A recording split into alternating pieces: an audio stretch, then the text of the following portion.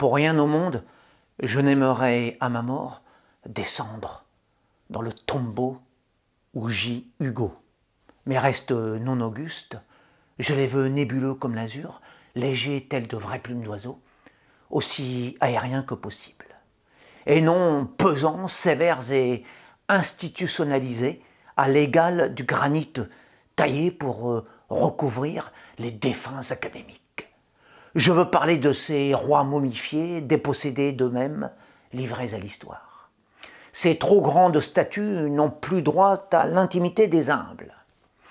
Leurs têtes décolorées par les flambeaux de la gloire somnolent sur un ronflant oreiller de marbre et leurs pieds dépassent du lit éternel afin que tous puissent s'y prosterner. Dur est leur repos de géants. Ensevelis sous la pompe et l'austérité du Panthéon, figés dans une posture de pierre sans possibilité de rémission, priés de ne plus bouger d'un pouce, pas même de respirer d'une virgule, devenus intouchables sans autre avenir que de s'enfoncer siècle après siècle dans le plomb où il a été enchâssé, prisonnier du cadre strict où la nation l'a condamné, le pauvre Victor n'a plus qu'à endurer sa peine à perpétuité. Comme je le plains. L'illustre trépassé jeté dans l'arène de la postérité ne connaîtra jamais cette paix qu'on accorde aux oubliés dans les cimetières anonymes. Tandis que je me réjouis déjà de mes ailes de simple papillon, moi qui, après tant d'œuvres incomprises, ignorées, méprisées, répudiées, ne serais digne que de la terre des petits, avec pour linceul l'indifférence générale.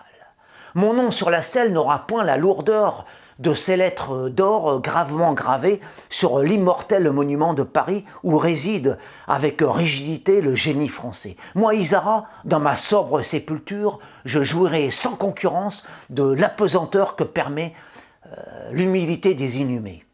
Les mots que j'aurai écrits au long de ma vie ressembleront à de fulgurantes brumes perdues dans l'horizon, révélées de temps à autre par d'éphémères rayons de soleil aux alentours de l'aube ou bien au cœur du crépuscule. Quelques fous les capteront. Combien parmi eux s'en enivreront?